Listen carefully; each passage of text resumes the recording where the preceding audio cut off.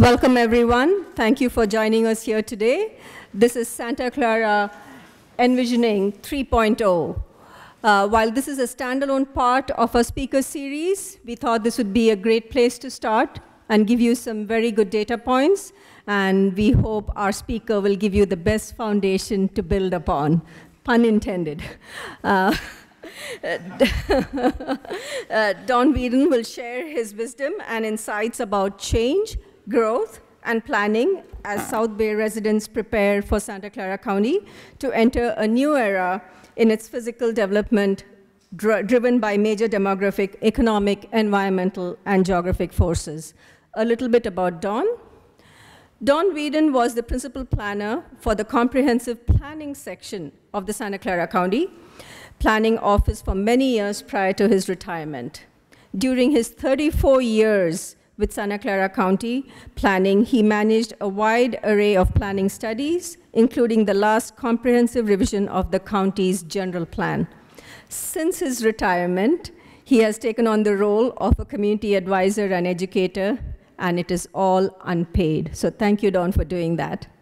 Through his many PowerPoint presentations, he has encouraged local communities to prepare for the significant changes, challenges, and opportunities that will be coming our way in the years ahead. This will greatly impact our lives and those of our children and future generations. So thank you again for being here to participate in that and hear Don. Over to you, Don Weden. Please give him a big round of applause. Thank you. Thank you.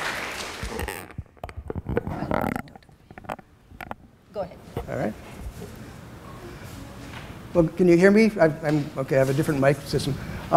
Pleasure to be here, an honor to be here this evening, and thank you, Madam Mayor, for introducing me. I've been retired a few years now from the Santa Clara County, and as I've been retired in quotes, I still have an interest in what's happening to the valley. I've lived here since 1969 and seen all the changes that many of you have seen occur.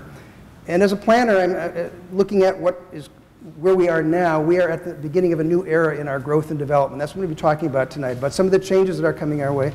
And I'm really pleased that Cupertino is doing this speaker series, because what we need to do is make informed decisions. And that's what, in fact, I'm going to move ahead here to a quick look. These are some upcoming speakers in the same series. I'm just the beginning. You've had several more that are coming up. They're going to be talking about the retail economy, about housing, transportation.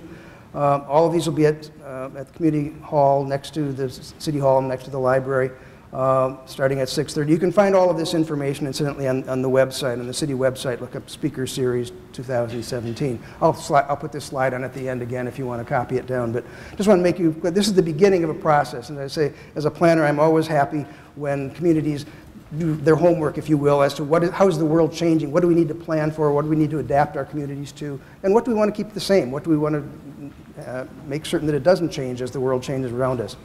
So make a couple other announcements. I'm not here to tell you how to plan your city. I'm not here going to talk specifically about Valco or the Oaks or any of the other hot button issues that I know you're dying to talk about, probably. In fact, I'm not here specifically to talk about Cupertino. I'm here to talk about what are the projections for how Santa Clara County as a whole will be changing over the next 15 years. My time horizon for all my projections is the year 2030, less than 15 years now. But there's a lot of change that's coming our way, and we need to know about it in order to make intelligent decisions about how to plan the future of our individual communities. Since I'm talking about the future, I want to begin with one of my favorite quotes about the need to be proactive. Rather than sitting back and letting change happen, we need to guide it. We need to decide where we want it to happen. So when it comes to the future, there are three kinds of people. There are those who make it happen, those who let it happen, and those who wonder what happened. And clearly, in a time like this, it's important that we be among those who help make it happen. We decide our own community's future rather than let somebody else decide it for us. So the goals of my presentation this evening are as follows. I want to begin by describing some of the forces that cause places to change. I'm then going to identify some of the major forces that are currently changing Santa Clara County. And finally, going to suggest some generic suggestions, some general suggestions about how can we, given the changes that are coming, how can we adapt to that to make our communities even better, even as they change. So those are my goals. About the next 10 slides summarize the basic points of my presentation, and after that I'll be going into the details. But the basic point, the first one, pretty obvious, places change over time. That's just a given. They're changed by a combination of factors. Some of them are internal to the community, some of them are external. Most of the change we've experienced in our lifetimes in our cities is fairly gradual, to the extent that we almost even don't notice it until we look back over the last 5 or 10 years and say, oh my gosh, look how many things have changed. But as they're happening, we hardly notice them. That's the normal situation. But there are some times when change starts happening more abruptly and more rapidly, and that's where we are now, is in one of those sorts of situations where the things that have been sort of moving along, changing incrementally over the years, are beginning to change more dramatically, and those are things we need to be thinking about as we plan the future of our cities. So we're entering a new era in our growth and development, and I refer to it as Santa Clara County 3.0, which I'll explain in a moment. But basically, another way of summarizing, we are entering Santa Clara County's urban-suburban hybrid era, where we're still going to be predominantly suburban communities throughout the valley, but we are going to have urban places within them. And the question is, how well do we plan for and locate those places so that they enhance our communities rather than are a detriment to them? So that's in essence, that's the main thing. I've spoken in a number of communities throughout the region over the last decade or so, and my general impression is that there are a lot of cities that are talking about the aging of our population and things like that, but we aren't really adequately prepared for some of those changes and other changes that are coming our way. So that's what I'm hoping to do, is to help spread the word about some of these things and let you think about how do they relate to your city and what you need to do or not do to adapt to them. I think the key unanswered question at this point is, will Santa Clara County 3.0 be better or worse than 2.0? It's by no means determined one way or the other. For those of us who don't like change, I suspect that we'll see it's going to be worse. But change can be good as well, and that's the challenge, is to find what are the good changes we could bring about in our communities that will enhance them so that 3.0 is better than 2.0. I believe we can make it better if we do the right things, and one of the key things we need to do is take advantage of the forces of growth and change and guide them to where we want them to go rather than necessarily where they might automatically want to go on their own. So that's where I'm going overall with the presentation. Let me back up now a bit and talk about the evolution of places. And in this case, places can be described at any number of scales, from the neighborhood up to the state, or even larger than that. I'm focusing on the county level, Santa Clara County as a whole. So some of the things I may say that may be true of the county overall may not be true specifically of Cupertino. Just make that disclaimer. As I said, places are shaped by many forces. Some of them are internal, some of them are geography, some of them are local politics, our history, what we've done in the past and what we haven't done in the past. Some of them are based by external factors, what happens in world events, what happens to the world economy and conditions in other countries. All of these things are things that contribute to bringing about change. These include things like demography, economic opportunity that may draw people to a particular area, such as the gold rush back in the 1800s, or that force people to leave other places, such as left the Midwest in this country back in the Depression during the Dust Bowl days, when lack of economic opportunity drove many people to leave and come out west. It can also be improvements in transportation that make it easier to get from one place to another. We're going to see the impacts of that, I think, statewide when the high-speed rail is completed. I think it's going to have major impacts on cities in the Central Valley. Another thing that changes communities and over time, another force is technology improvements in communications. That we used to have to be located near one another in order to communicate because we're part of a team. Now we can have teams all around the world and communicate electronically, so growth can occur in many different places. It can also be natural forces such as earthquakes that can bring about change in our communities. So what happened in San Francisco, for example, after the 1989 earthquake when the Embarcadero Freeway was damaged, what that provided was an opportunity for San Francisco to tear it down and create a wonderful new public space all along the waterfront. I think almost unquestionably that San Francisco is a better city now for having gotten rid of the Embarcadero Freeway. Some of the things that can bring about changes in places are more mundane, such as technology, and something as simple as the home air conditioner. I often wonder, what would the population of Arizona be today if we hadn't invented the home air conditioner? I suspect it would be in single digits, and it would still be a territory and not a state. But just an example of how technology can bring about change in our communities. Changes in the local economy can bring about change in the way we build our communities. This valley has evolved from originally an agricultural valley to early chip making in the early days of the computer world, to now a more diverse array of internet and governmental services. Okay. And finally, land economics are another thing that can change when we build out a place, when all the land has been developed once, and yet there still is demand to continue growing for businesses and people wanting to live in the place, the logical way that the market responds is by building taller and denser. Excuse me. So sort of lumping these all together, this is the Santa Clara Valley in the 1860s. It obviously is not the same place exactly today. All of these forces that I just talked about have been bringing about change over the years. And rather than continue to recite this list of changes, what I'm going to do is sort of lump them under the category of the winds of change. That's my sort of shorthand for all of these other things. Most of the time, the winds of change are blowing constantly, sometimes gently. And when that happens, the rate and magnitude of change is very slow and gradual, as I said before. And in those circumstances, we really don't need to do much to adapt to it or to adjust to it. We just kind of continue living our lives as it is with sort of minor changes along the margins. But there are times when the winds of change start blowing more forcefully. And in situations like that, the rate of change and the magnitude of change is both faster and steeper.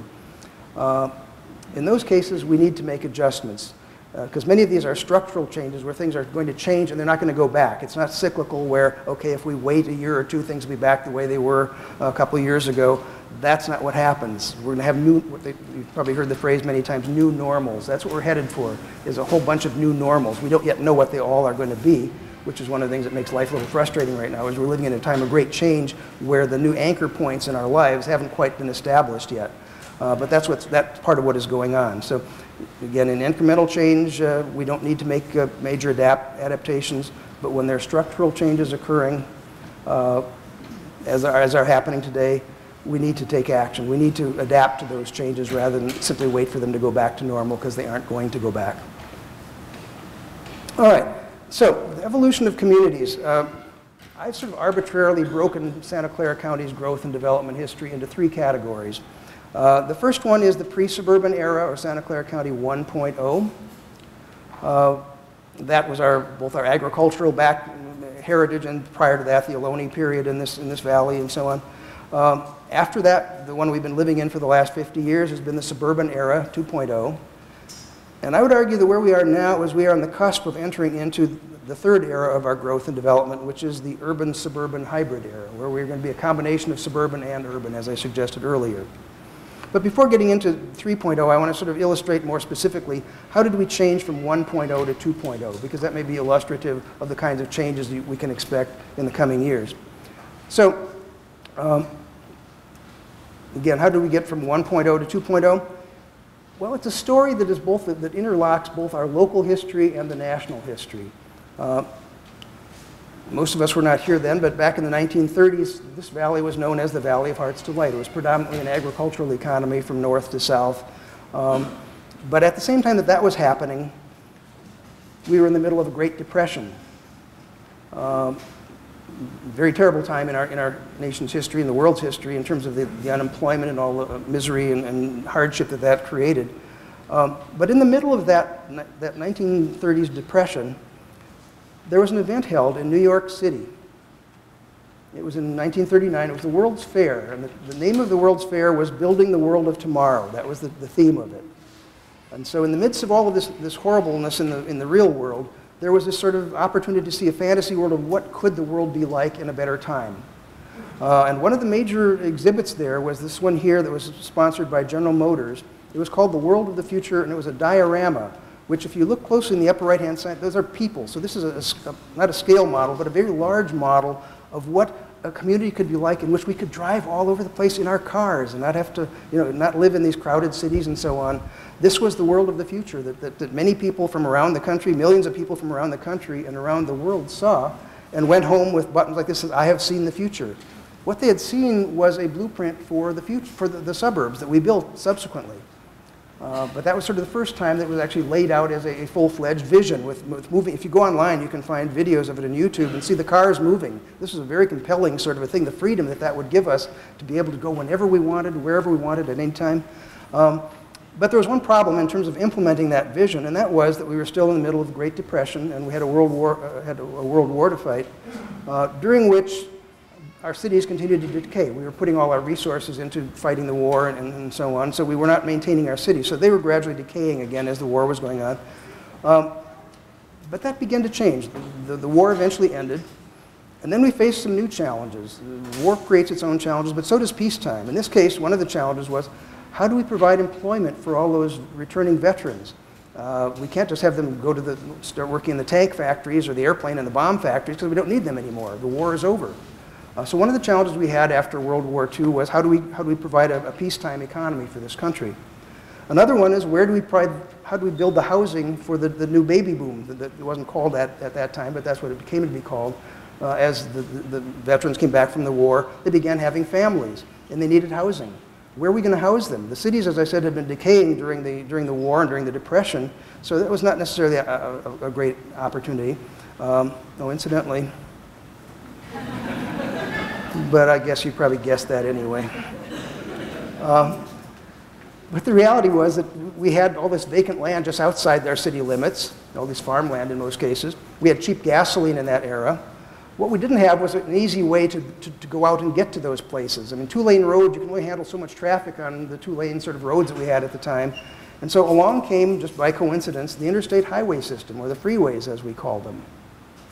And they were not built to open up the suburbs. That was the effect they had, but they were built for defense, for national defense. This was modeled after the Autobahn in Germany, which was, if in the event that we were ever invaded at some time in the future, we could move our troops across the country very quickly via this interstate highway system.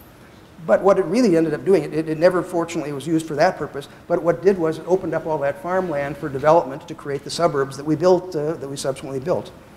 So all of these things, the need for housing, employment, and providing alternatives to the decaying city, all of these are what pushed us towards finally implementing that model, that suburban model that General Motors had laid out for us back in 1939. Another thing that was going on was we had many World War II veterans coming back to California. They had either been stationed here or passed through here during the war. And they were back in Iowa, and it was snowing or raining heavily, and they were trying to decide what to do with the rest of their lives. And they got to thinking, where do I want to spend the rest of my life? And many of them chose to come back here. And fortunately for them and for us in a way, that was when there were plenty of jobs in the emerging aerospace and electronics industries of Hewlett-Packard and Lockheed and Varian and so on. And that also meant that as we were building housing for all these newcomers, we were creating lots of construction jobs, lots of real estate jobs, lots of finance jobs, and so on. So all of these things were things that were helping to meet a national need for how do we transition to a peacetime economy, and building the suburbs was the answer. Now, here in Santa Clara County, what that meant was that back in 1950, before this began, we had a population of less than 300,000 in this whole county. I'll tell you in a few minutes, we're going to be growing by that much in the next 15 years. But at any rate, 1950, less than 300,000 people. Over the next 2 decades, the next 20 years, our population grew to more than 1 million people. So we went from Santa Clara County 1.0, this agricultural Valley of Heart's Delight, to Santa Clara County 2.0, what we have been living in ever since, the suburban Santa Clara County. That's the kind of change I'm talking about when you go from one era to the next. And I'm going to be suggesting in the rest of my presentation, we are at the cusp, the leading edge of a similar change in which the changes that occur over the next 20 years in this valley are going to be every bit as dramatic as the ones we saw between 1950 and 2000, excuse me, 1970.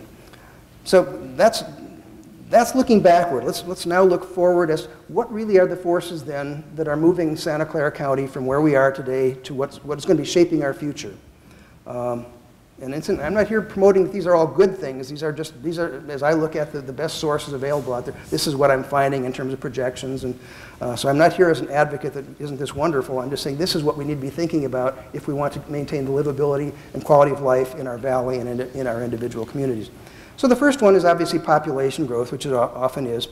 The most recent forecast for that is that we currently have a population of about 1.8 million, that over the next 15 years, between now and 2030, a little less than 15 years, we will be adding another 300,000 people to this valley. Another way of thinking about that is adding 2 more Sunnyvales.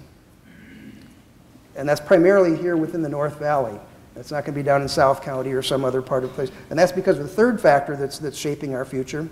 Excuse me, the second factor that's shaping our future, which is limited land supply. We basically have built out most of the North Valley so that there really aren't a lot of places to accommodate growth without tearing something else down and building something new. When you look at our choices, we're not going to do it in the hillsides. We're not going to accommodate that population up in the hillsides. It's not going to happen in the South County or Coyote Valley for a number of environmental and political reasons, which means it will be happening in the North Valley, roughly between Palo Alto and San Jose, Cupertino and Milpitas on the other side, within that sort of circle there. Another way of looking at it, this is our current population with each of those squares representing 20,000 people. This is what we'll be adding in the next 15 years. But what's misleading about this particular diagram is that it's not going to be happening out at the periphery. It's going to be scattered throughout the valley. It's not going to be happening all in one place. And that's where the challenge is. How do we accommodate 300,000 more people within our existing built-out areas, built-out communities? A third factor that's moving us towards Santa Clara County 3.0 is job growth.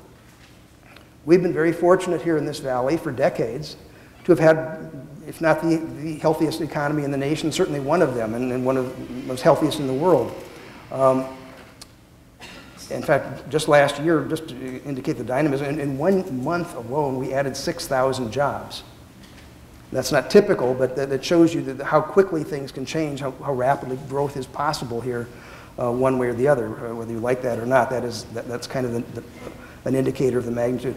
One of the things we need to recognize is that our local economy is the goose that laid the golden egg, so to speak. It is what provides provides employment for us as individuals. It provides resources to our local governments to provide the services that we need, services and facilities and so on. So having a healthy economy is something we really can't take for granted. There are just places all over the country and all over the world that would certainly love to have our economy if they possibly could. Some of them trying to do it and unsuccessfully. And so the reality is, as we provide more, as our businesses generate more jobs, jobs are people magnets. More jobs, more people. It's just that simple. Fourth thing moving us toward the future is the aging of the baby boom generation and toward a more urban future. And I'm going to come at this sort of indirectly by beginning by looking at the world as a whole. World population right now is about 1.4 billion. It's going to be about 7 billion. It's projected to increase by about 1.4 billion in the next 15 years. But the difficult thing to understand about that is it's not because there are more and more babies being born. How can the world's population be going up if we're not having more and more babies born? Well, the answer is, because actually babies have been, the level of total births worldwide has been steady for the last decade and is projected to stay pretty steady for the rest of this decade. So how can the world's population grow? We're looking at the wrong end of the age spectrum. We're living longer. So we're not subtracting from the total population at the rate we once did, and for many of us, that's good news. If you look back at the world in 1900, the average life expectancy was only 30 years. By 2000, that was up to 67 years. Here in the United States, in 1900, 47 years was the average life expectancy at birth. Now that's up to 70-some years. It fluctuates a little bit from year to year. So we are getting older for a lot of reasons, but one of the consequences is that the boomers are now entering their senior years. The boomers are now between 53 and 71 years of age. Some of them are already past the sort of arbitrary threshold of 65. But what that has meant is that for the last 15 years as a country, for every young person we added under 18, we have added almost 8 seniors. We're getting older, we're getting grayer as a country. California, looking forward in California over the next 15 years, the projections are that California will grow by 2030 by 5 million more people. Think of that as 5 more San Jose's. But it's not going to be evenly distributed among all age categories. It looks more like this. The projections from the Department of Finance look like this. A modest increase in 0 to 17, somewhat larger, 18 to 64, but 2/3 of California's growth over the next 15 years is going to be in the over 65 age category. And what that means, if that's true, is that for every young person we add, we'll be adding 9 seniors. We're heading toward an older population than we've ever had in our country's history. And that's when I was saying earlier that I'm not certain that we are really adequately prepared for the future, is there are a lot of consequences of that I don't see local communities talking about. I'll get to that in a few minutes. I should make one point. It's not driven by in-migration.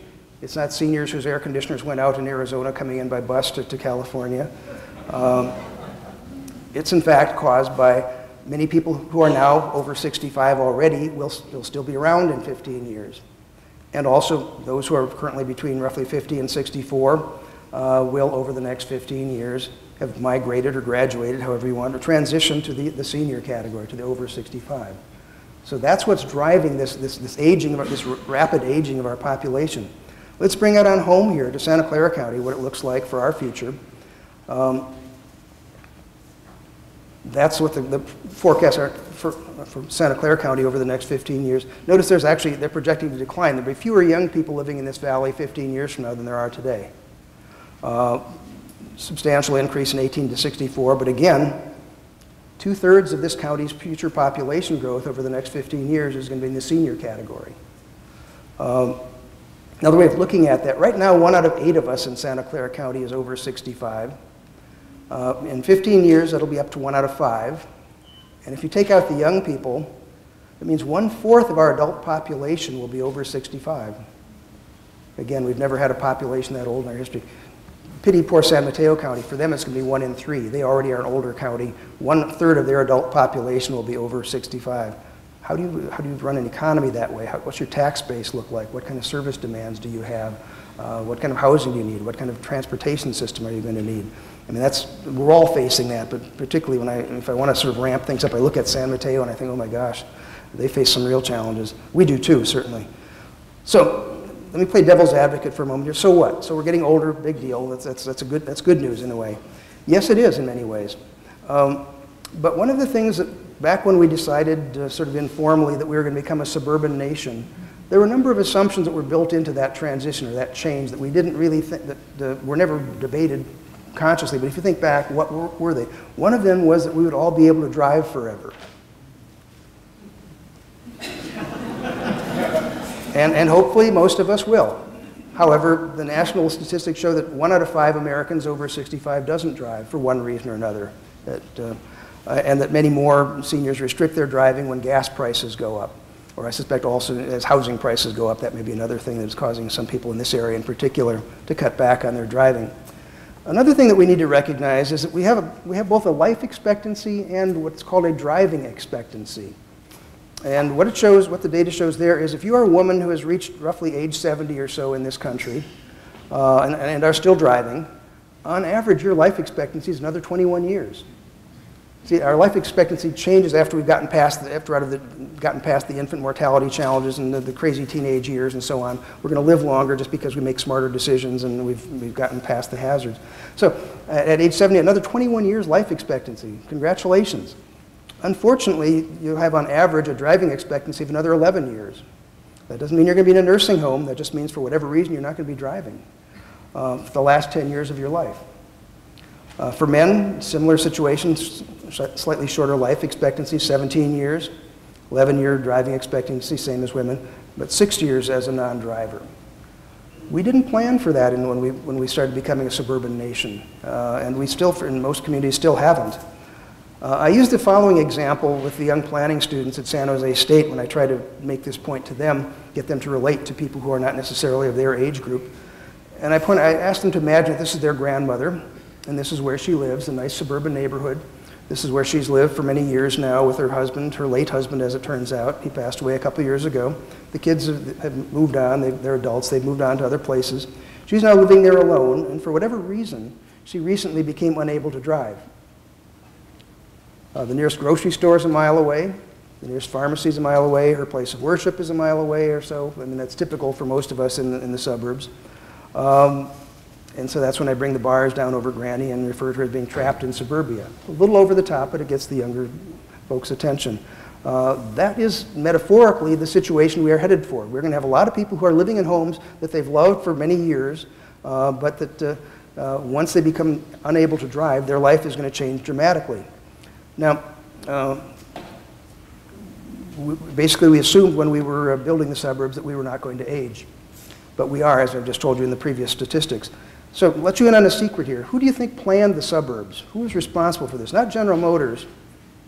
No? Peter Pan. I'll never grow up. I'll never grow up.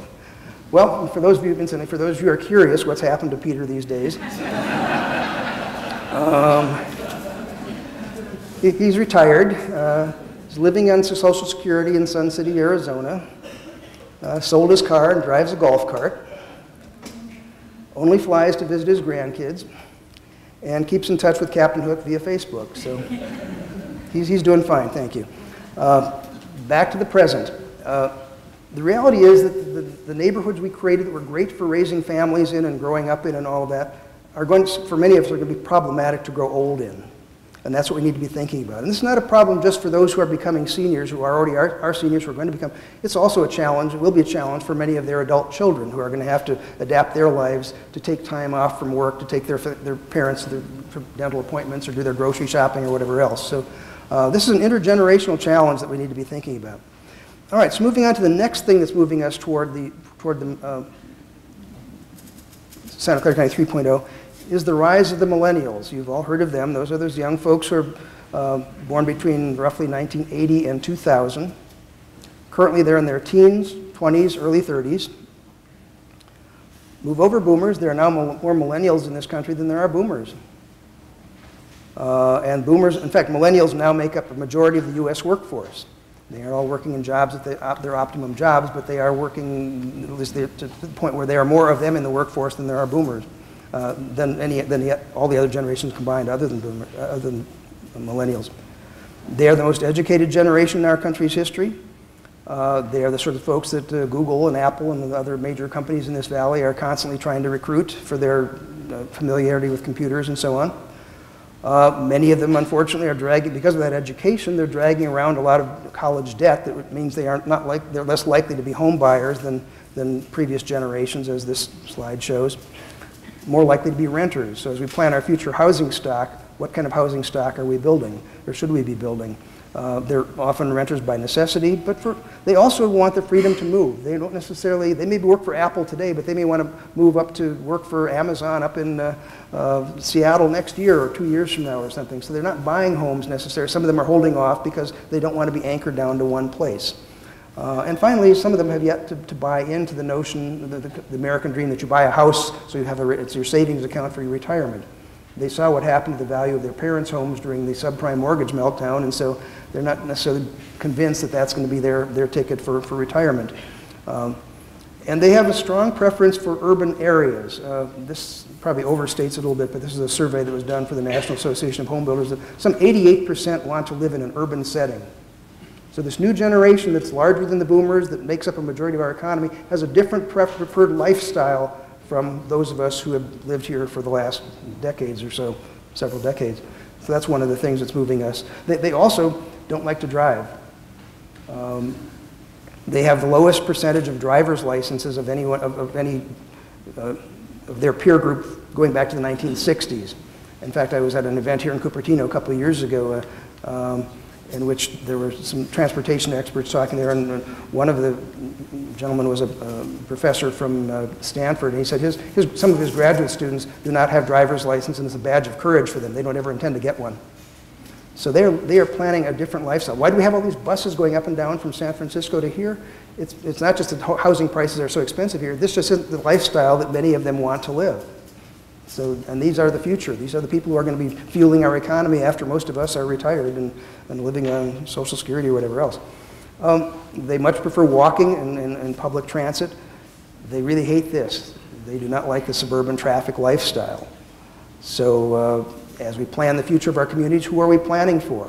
Are we planning for the past generations, present generations, or also incorporating the desires of future generations? Now, the final thing that's moving us toward Santa Clara County 3.0 is what I refer to as generational convergence.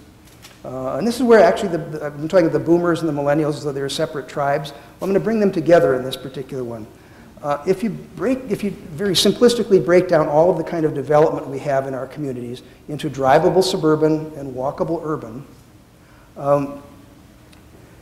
Clearly, the millennials are overwhelmed. Let me back up. The way to distinguish that, if you wake up Sunday morning and you need a quart of milk, do you get your car keys or do you put on your walking shoes? That's kind of a simplistic way of thinking about it. Do you live close enough where it's convenient for you to walk to a grocery store as opposed to having to get in the car and go? So that's the difference between drivable suburban, which is most of what we built in this valley for the last 50 years, or walkable urban. Okay, so the millennials want that. What about the boomers? Well, an awful lot of the boomers, I mean, they were the ones we built the suburbs for in the first place, they and their parents. Many of them are examining their future. The kids are now gone, they have the house to themselves, they're trying to decide what to do. That two-story house, those stairs are looking steeper every year. Getting stuck in this kind of traffic is not what they had in mind for their retirement. And they've got time now, they want to spend more time visiting their kids and grandkids. So some boomers are choosing to relocate. Not all of them, and certainly not the majority perhaps, but many of them are. And of those that are, they aren't looking to trade up. They aren't looking for a bigger house with a larger lawn and more rooms and all of that. They are looking for something smaller. They're perhaps looking for apartments or condos in a more urban setting. Whereas throughout their life, they drove the real estate market. We built the suburbs for them, then we built when they became old enough to have homes of their own, we built homes for them, and then they wanted to trade up. We built, they've driven the real estate market for the last 50 years. But now they are not necessarily continuing that upward spiral. They want something smaller and something more urban, those that are moving. So are we meeting their needs? I'll come back to that question in a moment. But, so the point is that when you add in those boomers that are moving, a substantial number of them are also opting for the walkable urban lifestyle if they can find it. And the challenge is in many communities they can't. And I'll illustrate that point. Imagine you got a letter from this couple here. It says, my wife and I have lived in our single-family home for the past 40 years.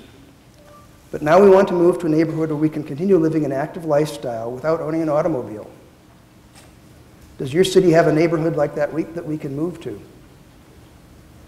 Imagine the same letter from some young millennials. We're the young professionals who have the skills and knowledge that your high-tech economy depends on. We prefer to live in vibrant urban neighborhoods where we can live active lifestyles without driving a car. Does your city have a neighborhood like that we can move to? And I've argued up and down the peninsula and throughout the region, this is not specifically a Cupertino question, I've said that this is the litmus test for all cities, is are you prepared for the future? Can you answer yes to these questions? And if you can't, your city is not ready for the future, as it's going to be. We are not providing those choices. I've had couples come up to me, actually I remember one from Hillsborough. They had a very nice home up in the hills, but they're getting on in years, and he had a hip problem. Walking up and down the stairs was a challenge. They wanted to, so they wanted to sell their big home there and move to something. They wanted to stay in Hillsborough. That's where they raised their family. That's where all their connections were. But they wanted something smaller. The city wasn't building them, or at least to meet their needs. So the question is, are we even meeting the needs of our own residents whose needs and preferences may change over time? And again, the question, to me, this is one of the key questions for grading any city is, are you prepared for the future? Do you have any place where people could live an active lifestyle without owning an automobile?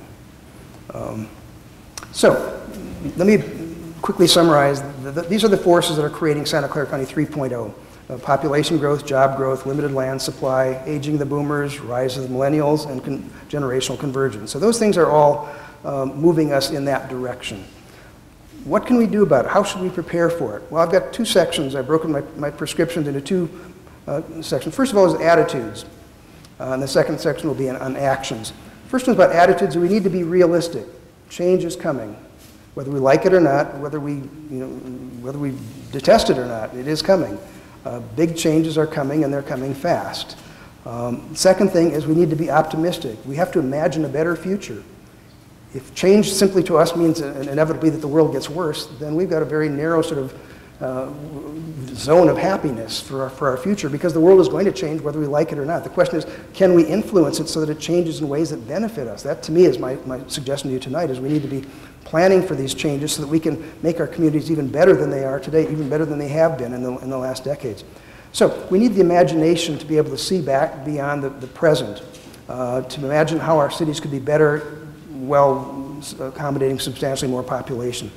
Another way of looking at that here in Santa Clara County is this is no ordinary place. We need a civic imagination that matches the creativity of our private sector, that comes up with ways to imagine how could we possibly make our cities the best cities in the world. We've made the best products, the best technology in the world. How do we make the best cities in the world that not just meet the past needs, but our present and future needs as well? That's part of the challenge. Third thing we need to do is accept the dilemmas of growth. Growth is neither entirely good nor entirely bad. It's a two-edged sword, one way of looking at it. It has positive aspects and negative.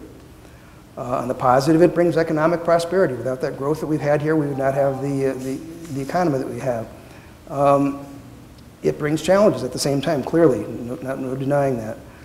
It brings unwanted change, but it also brings us the resources we need to bring about some of the changes we may want. It brings more traffic, certainly, but it also creates the opportunity for us to build the new sorts of urban neighborhoods that won't be dependent on the automobile, so that the future growth will be less dependent on the automobile than our existing neighborhoods. That's if we plan wisely. It brings more people, but we have an aging workforce, too, that will need to be replaced at some point, and so this brings new workers for our workforce to keep our economy booming. So I often hear people say, well, if we could just stop that growth, then all this negative stuff wouldn't happen. Well, okay, maybe let's just accept that for a moment. But we need to recognize that if we stop growth, it also means that the positive impacts won't happen either. And it also may bring along consequences we hadn't even anticipated. So the old saying, be careful what you wish for. When you say, gosh, if we just stop growth, our city would be perfect forever. Play that one out a few more rounds and do some scenarios into the future. What would your city be like in 10 years from now if you closed the building department tomorrow? Anyway, food for thought. Another thing is to focus on future needs, not just current wants. I was recently thinking about planning, and planning, land use planning, is in a way, it's a sort of a perpetual tug of war. It's between our current wants and our future needs. What do we want today versus what are we going to need tomorrow? And most often, the current wants are what get the most attention. That's where the loudest voices are in city council meetings and so on. And those voices are important. They're not to be ignored, but they're not the only voices we need to listen to. We need to be asking ourselves, how can we balance our current wants with our future needs? Or as one distinguished urban planner once said, you can't always get what you want, but if you try sometimes, catching on, you just might find. Okay, last line. Excellent. Somebody knows planning. You got a master's in planning right over there. All right. The point is that we do have to balance needs and wants. Our wants are sort of what we want right now, and our needs are what are we going to need over the future. So the question we should be asking ourselves is, what will our future needs be? What will the gentleman on the left, who's maybe the same man on the right there, be 10 years from now, 20 years from now? What will our future needs be as individuals? Will we still be driving? If not, what are our needs going to be then? As a community, what will they be as the world changes? What do we need to keep our city thriving economically, socially, and environmentally in a changing world? One of the things I think when we ask those questions, we hopefully will come to the realization that our own well-being, our personal individual well-being, is dependent on the well-being of others. It's not just all about us personally. We often talk, for example, about housing for our firemen, policemen, and teachers, and how that's such a challenge because of our high housing prices. I think there's another group we should be worrying about even more, just as much, but perhaps even more in some respects, because most of us are going to need them a lot more often than we're going to need the other three. The other three are critically important, no question about that. But what we don't talk about is how an aging population is going to require a lot more health care workers and elder care workers, the people who provide in-house care. If you need a nurse to come in and change a bandage or check something on some condition you have as you get older, and you don't have to go to the hospital or the clinic and all that, the in-house care is a great option. But the point is, these health care workers make less than our teachers. So if our teachers can't afford to live in our communities, where are these people going to live? And what will be the quality of service we have as we grow older, health care and elder care, if the people we need can't afford to live here? Will they still be willing to commute from the Central Valley to serve us, or would we be better off to provide housing that helps make it possible for them to live closer to where we are, where we need them? So that's just another thought, is that we need to expand the group of people we're concerned about, recognizing our well-being is dependent on the well-being of others. We need to overcome our fear of density. Density is a pretty scary concept in the suburbs. One of the things you need to realize, though, is density, from a planning standpoint, density is just another tool in the city building toolkit. It's an option. It's something we can use or not use. Like all tools, it can be used wisely or unwisely. We need to learn to use it wisely. Because many of the things we say we want for our communities, we want affordable housing, we want better public transit, we want a healthier environment, we want a healthy local economy. None of those are possible if we don't build greater densities. None of them. So that's the reality of it. We have to go into the toolkit chest and use wisely that density thing. Not everywhere, not for all problems, but in the right places, in the right ways, well-planned, appropriately located density is a critical part of our solution to the future. We also need to understand who benefits from new housing. There's often sort of the simplistic notion, well, the only ones who benefit from new housing are the newcomers or the developers. Well, it's a lot more complex than that, and it's not that simple. Housing is a foundation of all of our communities, and it provides economic, social, and environmental benefits all the same, if it's well planned and appropriately located. In addition to example, we say that it's the developers are the ones who benefit. Well, what about the construction workers and their families who had jobs because of that new housing? And perhaps even a place to live closer to where they worked than they had before. What about the suppliers of those materials? What about the landscapers? What about the realtors? There's a whole host of people who benefit when we build new housing. It's not just for the developers, it's all the other people who are part of that economic transaction.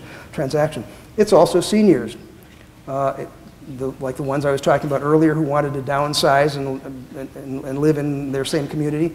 If there's no housing built there for them to move to, what choices do they have? They have to move away from where all their memories, where all their friends, all their community contacts are. So we've got to provide an opportunity for people to stay in our communities even as they get older and may not want to live in a large house. And we also need to provide housing for the people that they are going to become more dependent on for health and elder care. We need to be concerned about the families of the workers who may work in our community but commute 2 hours a day each way to get to their jobs. Their quality of life is suffering because we won't build the housing to house them here. Their families are suffering because their kids don't see them that much. They don't have as much time to spend with their children, to help raise their children in the right ways and all of that. What about employers who benefit? Because if we just drive around just about any city in this valley now and look, every restaurant I've been to, almost every commercial store has signs out there. They're perpetually looking for employees because they can't find them. They can't afford to live here anymore. We price them out. We price the low-wage workers out of this valley. And they don't work just for businesses. They work for governments. They work for nonprofits. Our whole society loses when we don't build affordable housing. And also people who are concerned about wanting to live car-free lifestyles. We need to think about the benefits of providing housing for them. And finally, the environment benefits when we build higher density housing. And I'm not thinking skyrise, to the sky, but at greater density, if you compare suburban residents with urban residents in terms of their impact on the planet on a per capita basis, the urban residents living in the higher density settings use less energy, less water, consume fewer resources, generate less waste, own fewer automobiles, drive fewer miles, consume less gasoline, produce fewer greenhouse gas emissions.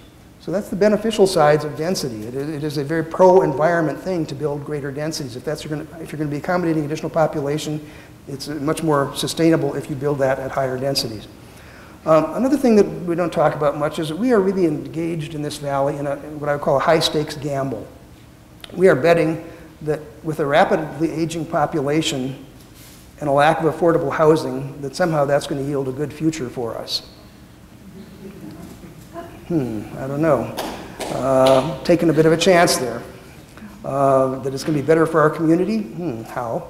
Local economy, our local government services, ourselves, our children.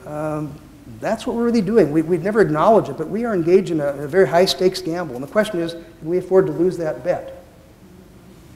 If we don't build housing, if we don't build a lot more housing so that more people can live here and not have to commute long distances, so that more of our low-wage workers can live closer to us, including the elder and healthcare providers or workers, we're the ones who lose that bet. Not so much them. They lose certainly, but we lose just as much. So the attitudes, and I'm going to move on very quickly to some actions in the last 10 minutes here. We need to be realistic. Change is coming. Be optimistic. Imagine a better future. Accept the dilemmas of growth. It's both positive and negative. Focus on future needs, not just current wants. Overcome our fear of density. Understand who benefits from new housing, and be concerned about our high-stakes gamble. So those are the sort of attitude adjustments we need to make. What actions can we take? Well, I'm just going to quickly run through a few here. The first one we need to do is recognize what our options are. Growth and change are coming whether we like it or not, but the questions are, what do we do about it? We can accept it, we can resist it, we can mitigate it, make it less, or we can guide it. And all of those are appropriate responses depending on the circumstances. Accepting growth or resisting it and mitigating, all of those are appropriate depending on the circumstances. But by far the most important is guiding it, because then you know what you're getting at the end of it. It's not just a matter of stopping a project here, stopping a project there. What does your city look like 10 years from now if all you do is stop projects? You've got to guide things, I think. You have to guide growth to where you think it's appropriate, where it will benefit your community. We need to recognize that we are going to have, for the foreseeable future, a split identity. We are no longer going to be strictly suburban communities. We've tended to think of ourselves that way as an either or. We're either suburban or we're urban. We're going to become both. The question is, are we going to can we do both of them well at the same time, or will we do urban badly so that we also mess up good suburban at the same time? Another way of looking at that, if we focus the urban development in a limited number of places in our community, there we've got the opportunity to create the synergy among the uses and the densities and have enough population to support the local stores and businesses and so on, as opposed to just scattering it randomly around the city where we don't have any sufficient critical mass any one place to create a quality urban neighborhood with the diversity of services and quality of life. So it's not an either-or choice, it's somewhere on the spectrum. But the question is, where is your city going to be? Are you going to focus your urban development in a limited number of places, or are you going to scatter it around town? That's sort of the generic question that all cities are facing. I think we need to plan to become what I call intelligently more urban. Is not the same just as being more dense. We need to create new urban neighborhoods that people that are both livable, green, and urban. This is sort of my mantra, is livable, green, urban neighborhoods. This is the building block for the future of our cities. And all three attributes are critical. Livability, and I won't read all the detailed things there. Livable, green, sustainable, urban sorts of neighborhoods. That's what we should be focusing on if we're going to accommodate future growth, if we're going to do it in ways that don't mess up the rest of our city, in a way that provides some options for people who may not want to drive and so on. That's what we need to focus on, is creating livable, green, urban neighborhoods. Not some exotic futuristic idea. It's actually an American tradition. That's the way we built cities before we built the suburbs. We had a lot of mixed-use development. You can see it throughout many of our cities, and you can find it in old postcards and old photos of our cities that was what we did. We just need to update that for modern conditions. We need to plan for complete neighborhoods where we can find all of the things we need relatively nearby. We need to be able to, and this is probably the most challenging one, because we often don't recognize that this is what we need to do. Often we want to have everything. We want to have perfect lives. And there's no reason we shouldn't aspire to that, but we need to recognize in the real world there are dilemmas and there are trade-offs. Dilemmas are those things where you have you have to choose between two imperfect options. This is not exactly what we want, but neither is that. Which one are we going to pick? Frustrating as hell, or as heck, is dealing with dilemmas, because there's just no right answer, no single right answer. There also are trade-offs where if we want more of one thing, we may have to give up something of another. So for example, we may want a muscular body and a couch potato lifestyle. Maybe we can't have both of those. Maybe there's some trade-offs involved there. Maybe we have to settle for something in between. Just a quick example here is we want, in our communities, we want a healthy economy, clearly. Our quality of life is dependent on that. We also want less traffic. Let me just set that aside for a moment, a placeholder there. So for our healthy economy, we have an aging population as part of the reality. So we're going to need to bring in some younger workers. We're going to have to accommodate a younger workforce. That's going to mean more housing. We're going to have more. We have a housing shortage, so that means in order to bring in those younger workers, we need more housing. Well, the challenge there is that creates more traffic, which runs into conflict with our other goal of having less traffic. So here's the dilemma. We may not be able we want more traffic, we want less traffic, but going after another one of our critical goals of having a healthy economy may lead us inevitably to having more traffic, at least in the short term. Or the trade-offs, that a healthy economy and less traffic, there may be some trade-offs necessary in that case. We maybe can't have a perfect life. A healthy, growing economy with no more people. That may be ideal, but it may not be realistic. So we need to, we still need to make decisions, whether we have dilemmas or trade-offs. We still have to make a decision eventually. Another thing we need to do is think of trips, not traffic. Whenever we talk about growth, whether it's jobs or population growth, we assume that's going to mean more traffic. It's not that simple. The reality is that more growth of either kind will generate more trips. We need to focus on trips, not traffic. Trips is what matters. as we plan for the future. Because the real question is, how are those trips going to be made? If we continue building as we have in the past, 100% of those trips are going to be automobile trips. If we build walkable, denser neighborhoods along transit corridors and so on, more of those trips will get taken by other means. So again, they aren't all going to be car trips. Some of them could be transit, walking, bicycling. But what will determine whether any of those other options are possible is where do we put our new development? What are the land use patterns there? Another way to think about this is, I told you there were kittens. There would be kittens, yes. There always are kittens.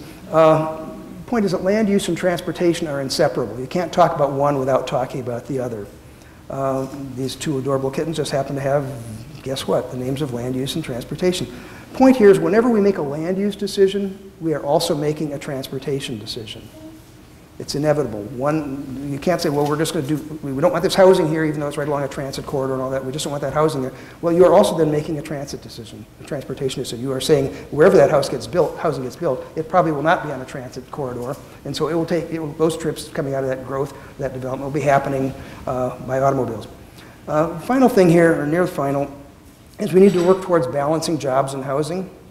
That's sort of an abstract concept. Some of you have heard of the jobs housing balance or jobs housing imbalance. It's been around since the 80s. It's been a concern in this valley for a long, long time. What it means is we're approving a lot more of this, more commercial and office space, than we are approving housing, which means that then the people who occupy those jobs have to commute from the Central Valley where the housing does get built, and there's lots of consequences to that. We often think about the primary impacts of that, which are high housing costs, traffic congestion, long distance commutes, more greenhouse gas emissions, and so on. But we often don't think about the secondary ones, about the less time with the family that jobs housing imbalance creates, that I talked about a moment ago. Less time for community participation, more stress, staffing challenges for small businesses, more homelessness, more food insecurity. With an aging population living on fixed incomes, and as housing prices going up, that's going to squeeze their food budgets. So we're going to have an increasing problem of food insecurity if we don't deal with the housing affordability, because they are related. So we need to work on both sides of the equation. It's complex, and I'm not going to go into all the solutions here, but that's one of the things. So back to summarize the actions before I give you my conclusion here. We need to be proactive about the future and guide the change. We need to plan for the best of both worlds so we can be proud of our suburban neighborhoods and proud of our urban neighborhoods at the same time. We need to plan to become intelligently more urban, not just randomly more dense, but intelligently more urban, focusing development where it will create livable green urban neighborhoods. We need to plan for complete neighborhoods where everything we want and need much of it can be accomplished without having to get in the car. We need to deal with the dilemmas and trade-offs, think of trips, not traffic, and work toward balance of housing and jobs. All right, final thoughts, the words you were waiting to hear. The first thing we need to do as we look toward the changes that are coming our way is we need to get comfortable with urban. Whether we like it or not right now, we are inevitably going to become more urban. We need to be able to talk about it in a civil way with one another and talk about constructive, both the pros and cons and how to reach accommodation and consensus. Two of the scariest words in suburbia, I often have a prize for whoever can identify that scene. Those of a certain age here are more likely to be able to answer that. All right, we'll come back to that later. But scariest words are density. She's reacting to that right now. That's what, and urban. And if you really want to freak people out, talk about urban density, okay? Off the charts. All right, so help me with a brief experiment here for the next few moments, very brief. Remember old sing-alongs. I'd like you to say with me the word density 3 times, okay? You ready? Density, density, density. All right, let's do the same thing with the word urban. Urban, urban, urban, okay. Now look to your left. Usually about half the people turn the wrong way, but go ahead. You'll get it right eventually. Now look to your right. Okay. Is everyone okay? All right, well, congratulations. You just helped prove that talking about density becoming more urban isn't fatal. We're all still here. In fact, the reality is unless we learn to be able to have a civil conversation, a civil dialogue, community dialogue about density and becoming more urban, we are not going to be preparing for the future. We're not going to be meeting the challenges and changes of the future. We also need to act with a sense of urgency. I've been talking about 15 years off. The point is that the world is not going to stay the same for the next 14 years, and then suddenly the seniors all arrive on buses or something. We are daily getting older. You've gotten older just since I started talking. You don't look it, but you're feeling it probably. So the challenges are here now. They are not distant future challenges. They are today's challenges. And the final point I want to make is we need to harness the forces that are bringing change. We need to recognize we live in a very, oops, okay, that's my signal. We live in a very special place and time here in Santa Clara County.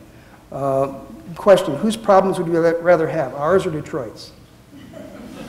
Does that put it in perspective for you, that maybe our problems are not, our problems are serious, there's no question. We have major challenges to overcome. We need to put a lot of effort into solving them. But they're nowhere near as daunting as some of the other communities because we have the resources to deal with our problems if we do it wisely. We have unique opportunities. The question is, will we take advantage of those opportunities? Will they be things that we harness the forces of change and make our communities better, or will we miss these opportunities because we couldn't decide what we wanted or we didn't want to change or whatever else? We have almost all of the ingredients here to do almost anything we want to do, which can't be said in most other parts of this country. We have growth, which is fueling our economy, which fuels the opportunity for more development to provide the sort of neighborhoods where we can create walkable development. There's no point in building walkable neighborhoods if there's nobody coming in to live in them. So we need to, in terms of growth and demographic change, we have an aging population. We need to adapt to that. And we also have economic investment. People want to put money into development projects in this valley. That's not something that's true throughout the country.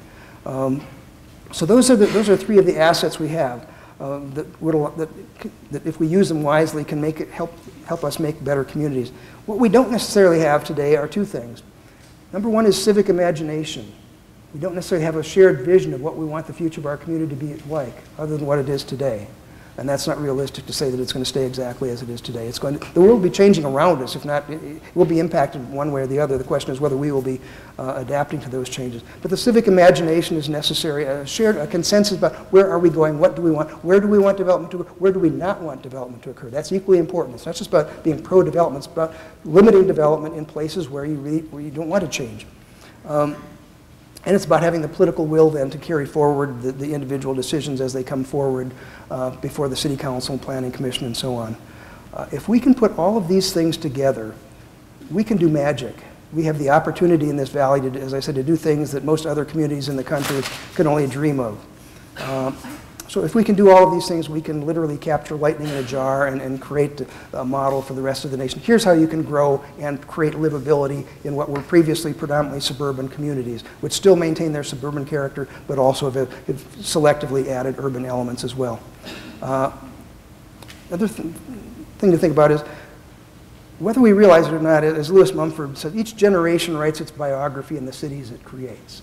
So each of us individually and collectively are writing our biographies for the future in terms of how we plan the future, how we help impact the future of our communities. And I just want to, as I conclude, wish you all good luck in writing your biographies. And no pressure, but current and future generations are counting on you.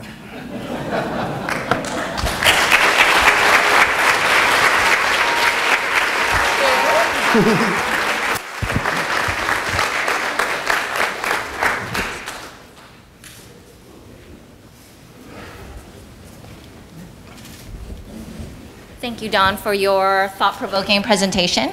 And because it's so thought-provoking, it actually raises questions from the audience. So we have about 30 minutes, and if you don't mind answering the questions, I will turn over the question cards to you. And if you don't mind reading them and answering them to your best ability, we'd appreciate it. Nope. I just hope your handwriting is better than mine. There you go. Okay. Well, good question. I'll tell you, I'm going to shuffle these just so that I'm not playing favorites with anyone. These are sort of random order things here. But the first one was, if we don't build housing in the South Bay, where will younger people live? Where? Good question. And what are even if they all find housing in San Francisco, which isn't going to build all the housing for them, what are the consequences of that, too, on our local communities and on our quality of life? If we simply have older people living in our community and we begin to look more like Sun City, even though we aren't, is that the city of the future? That what we want is a sort of an aged, separate, segregated community. Can you give an example of geography in the United States that successfully transitioned from suburban to urban? I think there are many that are working at it. I mean, we've been building suburbs for 50 years. We've only been sort of trying to retrofit them for a decade or so, and in some communities, what's happening actually in a number of places is, Portland always is one of the examples that's brought up. My hometown of the Minneapolis and St. Paul area is doing a lot of things. In many cases there, they are consciously building the critical thing. If you're going to build an urban neighborhood, you got to build it big enough. Just building a couple little dense units there and not expecting that's going to support a whole lot of retail, ground floor retail nearby is not going to happen. So there are thresholds, and we need to, for example, if you want a grocery store in an area, Mountain View struggled with this for years in downtown, even San Jose has. They've been trying to, they've wanted a local grocery store, but there wasn't enough housing there to support one, economically to support one. So you've got to factor that in, is we've got to think big in a small area. How do we accommodate a lot of additional population, but in ways that create a livable, walkable urban neighborhood, the sort of neighborhoods that we go to on vacation to wander around and enjoy, as the denser cities of Europe or the East Coast or whatever. Let's see, many of the proposed solutions of higher density, carless solutions aren't always applicable for families. How do we balance high density, fewer cars with families and so on? Good question. I think one of the, first of all, a couple of sort of data points. Back when we started creating the suburbs, how many of you does the name Ozzie and Harriet ring a bell for? Okay, back in the 1960s, that was Ozzie and Harriet were viewed as they were a couple on TV. They had one of the most popular TV shows in the country, weekly TV show. And they had two sons, and they were viewed as the typical American family, mother and father living together with two kids. We built the suburbs, and that was statistically typical of the United States, was a married couple living together with, on average, two kids. That has not been typical for the last 50 years. There are now as many single-family households in this country as there are families with children. So when we start thinking about who are we planning for, families, and the other thing is if we have an awful lot of single-family homes in the suburbs where if the seniors who live there who choose to move to a walkable urban neighborhood could do so, that frees up a house with a backyard and the typical things that we said we want for families with kids. So that's part of the solution. Part of it, I think, is the other thing is to recognize that the millennial generation, the women are, first of all, they're marrying later. They're having children later, which means on average they're going to have fewer kids. If you have your first child at 30, you're not going to have as many children over your lifespan as you would have had if you had your first child at 20 or something like that. So there's going to be a lot of one-child households, and these are families where the parents like the urban lifestyle. They aren't necessarily going to instantly want to come down and become soccer moms and soccer dads in suburbia just because they've got a kid. They're people from all, most people who grew up in New York turn out okay,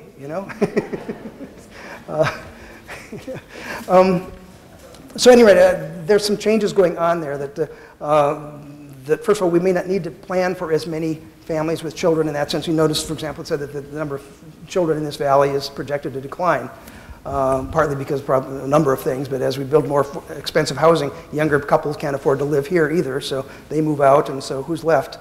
All right, so we got that one. Let's keep going here.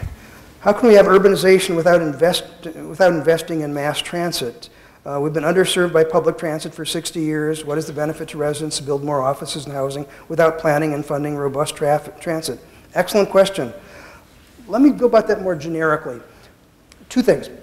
Number one, we have never been in a period in our history where planning for transportation was more uncertain, where there are more movable parts than there are now. 20 years ago, if we prepared a transportation plan, we're thinking about, okay, well, there's roads, and then there's VTA, and there's Caltrain, and that's kind of it.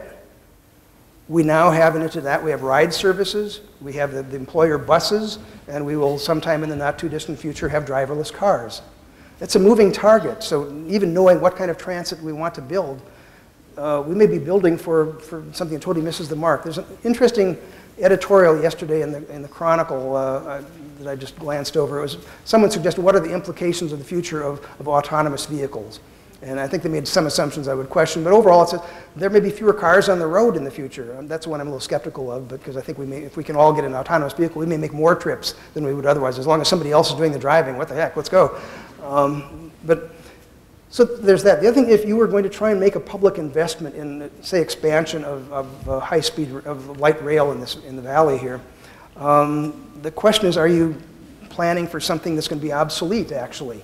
That there may be less demand for that particular form of transit than there would be for a bus rapid transit system, or there would be as we have more autonomous vehicles and more ride services available. So I don't know, transportation is probably the biggest question mark out there, is what is the future of transportation? Because there's so many moving parts and so many uncertainties at this point in time. There's still some things we clearly need to move ahead doing, but the bottom line is the suburbs, if we were trying to make the least transit-friendly physical landscape, we would build suburbs. Because there's just, transit depends on taking a lot of people from one point to another point. And we are, so having the origins in one place and the destination in another. If you're all going to San Francisco for your jobs, a BART system works just fine. It can all funnel into that way. In Santa Clara County, there is no central core. We don't all work in downtown San Jose or downtown Cupertino or wherever that is. Oops.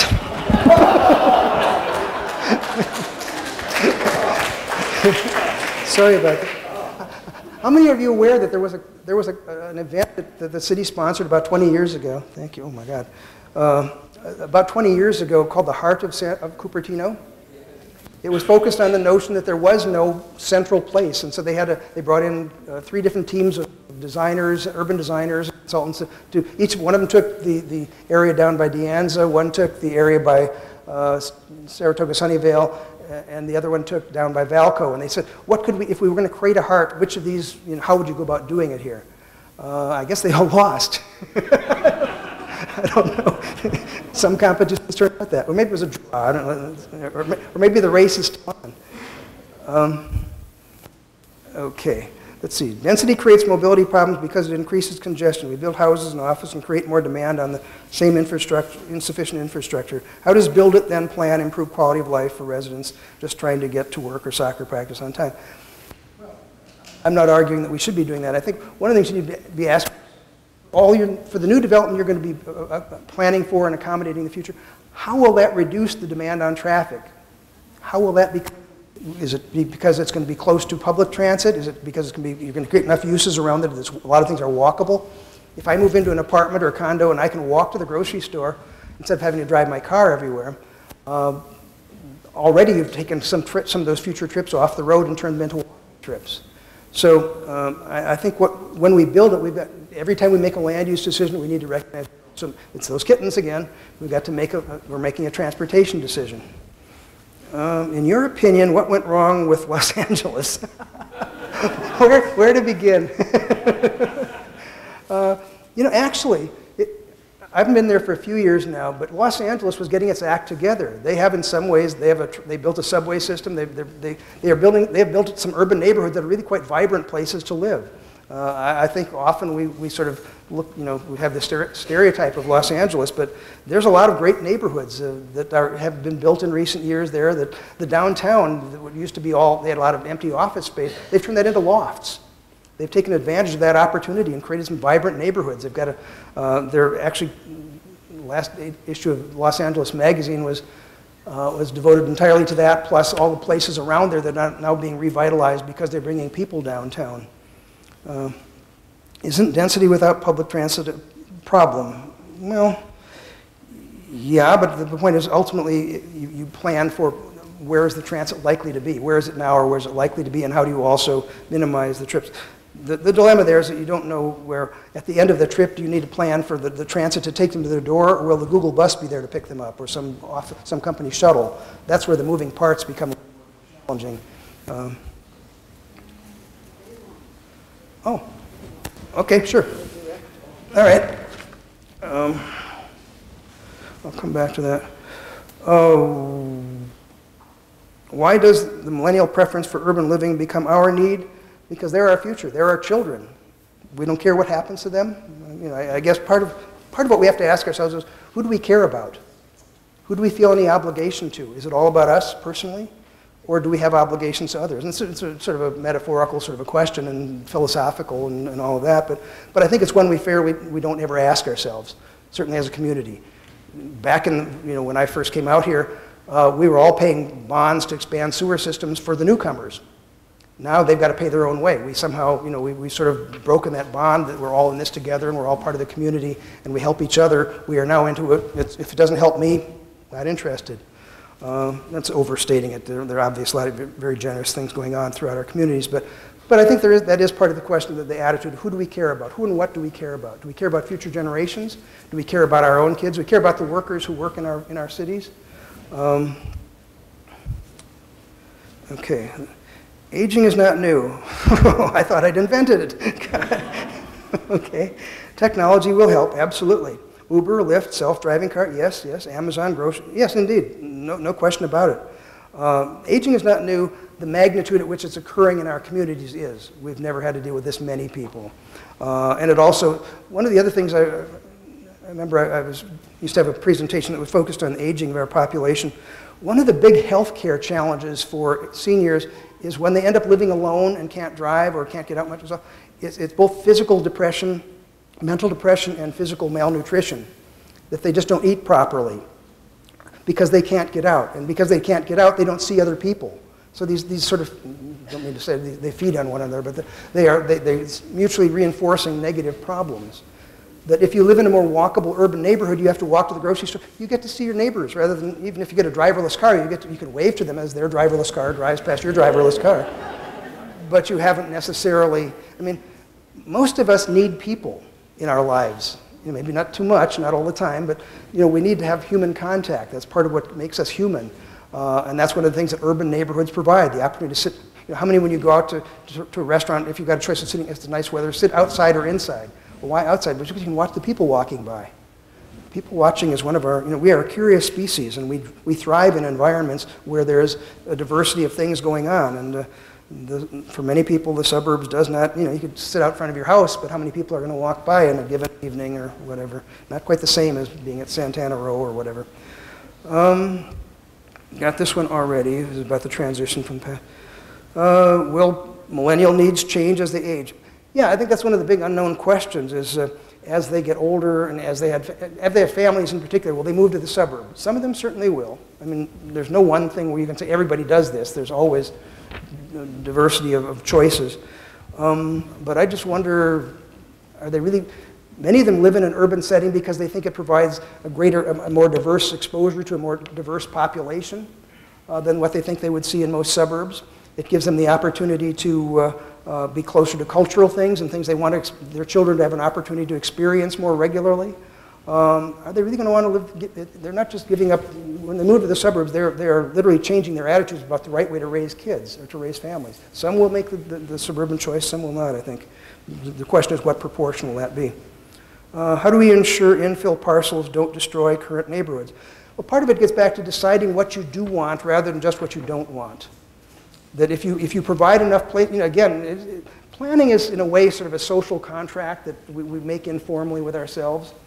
We decide what do we want first of all, what do we want our future to be like, and what do we want to change and what do we not want to change. My recollection, and I may be slightly off on the details of this, but for example, when Mountain View did its general plan update a couple of years ago, they more or less said up front, we are not going to be talking about major changes south of El Camino.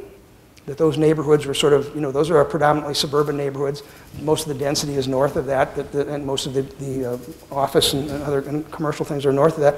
That the logical place to accommodate our future growth was north of El Camino.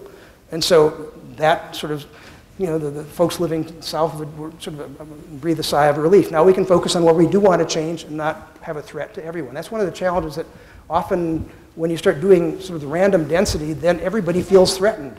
If you have no pre-existing agreement that we're going to focus most of our growth in higher density in this area and nowhere else, if you don't have that sort of a contract, then as soon as you build that density, then they're worried that you're going to build it over there too. And so you've got to find ways to say, yes here, no there. It's a two-sided contract. It's where you will and where you won't. How much is proper 13 taxes keeping people in homes. That's a great question. One of the challenges we have is that, it's not so much Prop 13. For many years, seniors were reluctant to move out of their, if they'd lived in a home for a long time, were reluctant to move out because the property tax would change when they bought a new home or whatever. Past years ago now, at least I think it was 1990 or so, there was a state ballot initiative that allows us to take our current assessment with us to a new house or a new condo or whatever under certain circumstances. In certain counties it was limited, but basically all of the major urban counties in the state have accepted that if you move from here to Los Angeles County, you can take your current assessment with you. The hang-up for many seniors is not the estate tax, the capital gains tax. And that's the challenge, and that is one of the sort of anchors that even though there are many seniors who would perhaps like to downsize to something smaller, is selling their house that they bought for $25,000 50 years ago, $25,000 50 years ago, now it's worth $2 million. There may be some tax implications there.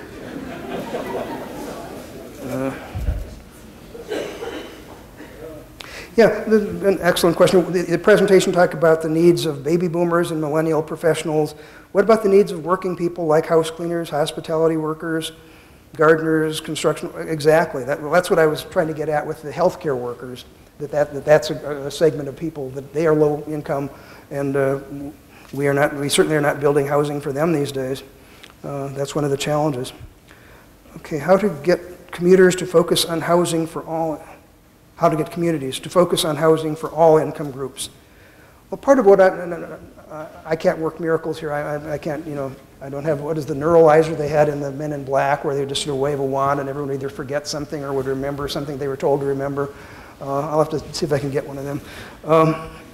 But part of what I try and make the point is that we rarely talk about how dependent we are on the lower wage workers for our quality of life, to support the businesses we like to go to, the small businesses, the restaurants, the whatever else, and how dependent we are going to be on them in case of emergencies for other things.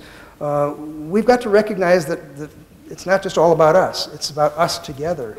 I was talking with somebody the other day who brought back a slide I had years ago in my very first presentation, which is, if you look at the total number of hours in a week, 7 days a week, 24 hours a day, and you ask yourself, how many of those hours are our police departments and our other emergency workers at full staff? And it works out that it's something like less than half, or that the odds are this. So the odds are, in the event of a major earthquake in this area, most of our emergency workers are on average likely not to be, they're going to be home, not here. Now if they live in Cupertino, they're here. But what percentage of them do? And if they live in the East Bay or in the Central Valley, and they're home with their families, are they going to rush to try and get here to help do their jobs if they can, if the roads are even open? Or are they going to stay with their families in the Central Valley or in the East Bay or down in South County or beyond? We've got to recognize that we have a false sense of security. We have all these emergency preparedness plans. They all are dependent on the people who fill in each of those jobs showing up. And if they don't live near us, if they don't live near here, that's another of those big gambles we're taking, I think, on the future. We have a false sense of security that they will all be there. They'll all be there for us when we need them. How will the future economy be able to support the population growth when young white-collar workers can't afford to buy a house here? Median house and prices 15 times median household income. Well, I think that one of the challenges here is how do you have a healthy economy if at some point you lose the ability to attract the new workers you need to replace the old ones? I think the figure is something like a third of the US workforce are millennials, which means that they will be retiring at some stage. That figure may not apply directly here in the Valley, but let's assume for a moment it does. What happens when they retire? What happens to their jobs? Will their jobs go away? Well, I mean, we saw what happened to that during the subprime mortgage meltdown. When jobs go away, that's not so good for the economy. It's not so good for the budget for your city and the services that you provide. So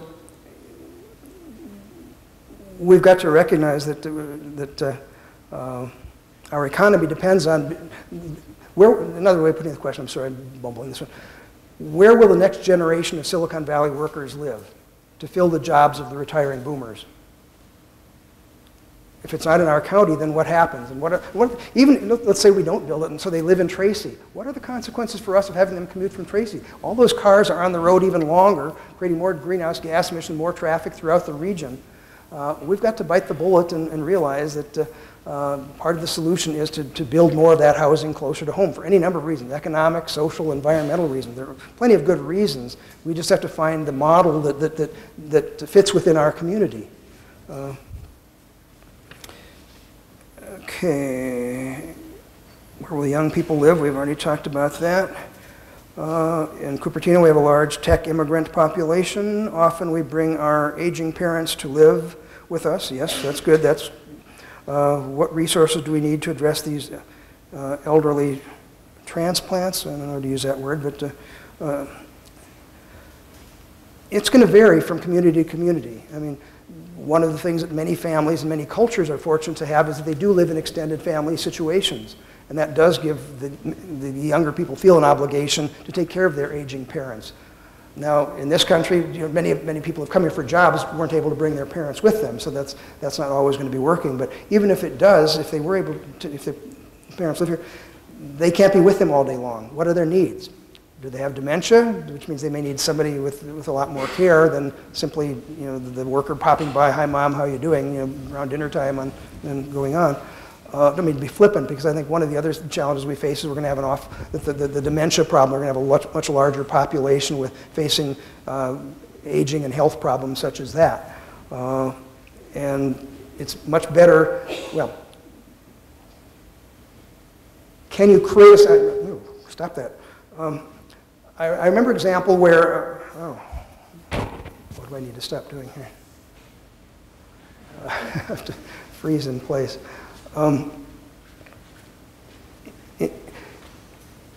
There was one of the other things, the surveys from the AARP often say that most boomers want to age in their current homes, and I have no problem with that. Wouldn't suggest that people should move if they don't want to. What they don't do is go back and interview them 5 years later and say, "How's that working out for you?" I've had people come up to me and say, "Yes, my mother, she wanted to stay in her home because she knew all the neighbors, they'd lived there as long as she had and all of that, but they've all moved out. And Dad died last year, and she's alone now, and that neighborhood is no longer the supportive sort of place. She doesn't know the neighbors or doesn't know them as well. They're all gone working during the day, so they're not there to chat with her and to help her meet her needs." That's the kind of situation. How can we create cities that help create community at the same time? Local community, people that can help each other with grocery shopping, that can help each other check in on each other to see how you're doing. Haven't heard from you for a couple of days. Are you okay? A number of things. We've got to, if we are going to be a humane communities going forward with an aging population, we've got to find ways to provide more human interaction. And driving past each other in our cars doesn't really meet that need so much as walking can, and living in closer proximity. There are places, Palo Alto has, Avenidas is both a senior center and a community thing where you can become a member, and they will, for example, if you need a plumber, they will recommend a plumber who's a pre-certified and predetermined price to look out for you. Because many of us, as we get older, how do I decide about how to work? Oops, have I lost my, can you hear me? Okay, 1 minute? Okay, I don't know, there's 1 minute or one question could go on for another hour here. Okay. Okay, how do we talk about Cupertino planning so that it fits into a regional picture? Does the Bay Area have a regional plan that we should be keeping in mind? That's a plant. Have I got a plan for you? There, in fact, is a regional plan of sorts. The Plan Bay Area is something that the Metropolitan Transportation Commission and ABAG have put together. I think they are required to do it by state law, and it's part of the effort to reduce greenhouse gas emissions by reducing long-distance commuting and so on and so forth. The challenge there is that we often get so upset that they're telling us how many affordable housing units we should be building that we forget to think about our own future. If ABAG didn't exist, what would our dialogue be? And I think sometimes, as important as what ABAG and MTC do, and as much as I urge you to pay attention to what they're doing, you also need to think about what do you need, what's critical for your city as well on its own. we get too focused on, well, we've got to find some way to hide this 1,000 housing units they want us to build so that nobody will notice that we put them into our plan. There actually was a city council person who had some letter to the editor recently who admitted that that was the game. That they never had any intention of building that housing that they put in the plan to satisfy ABAG. It was just to get ABAG off their backs. We've got to figure out, where do we really want housing? And then the last point I'll make is, once you decide what you want, make it easier for that to happen. Streamline the approval processes. Don't drag people out through 5 years of lawsuits and everything else, and this committee review and that committee review. Make it easy for people to do what you want them to do. They've got the money, they've got the resources to do it, just tell them what you want. Too often what we simply say is, this is what we don't want, so you sort of leave them guessing. Tell them what you do want and help it make it easier, and then at the same time tell them, here's what you don't want, so stay away from that end of town or that part of town, or leave this thing alone. If we don't know what we want, how can they? They will just then pursue economic opportunity, which is their business. But they have built the housing that we all live in. We sometimes villainize developers and ask ourselves, where would we be living if it weren't for developers? Most of us didn't build our own houses. Where would we be working if it weren't for developers? So we've got to get beyond the simply black-hatting the developers. We need to recognize that they are part of they can be part of the solution, but we got to get our act together in order for them to help us do what we want.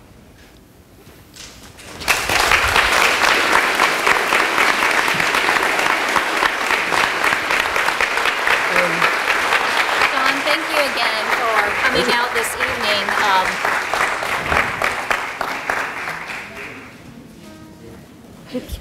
Excellent, thank you. We all appreciate your time, and thank you all for coming out this evening to join the conversation and to actually start this conversation as we discuss more in depth on 3 other topics: the retail economy, housing, and transportation. So we do hope that you come out. This presentation was broadcast live and is recorded, and you can rewatch it at www.cupertino.org/webcast, and that's going to be the case for all the other 3 sessions as well. So again, thank you for coming out tonight. We do have staff members here to answer some of your questions, and maybe Dawn, you can stay for a few more minutes. So again, thank you. I'll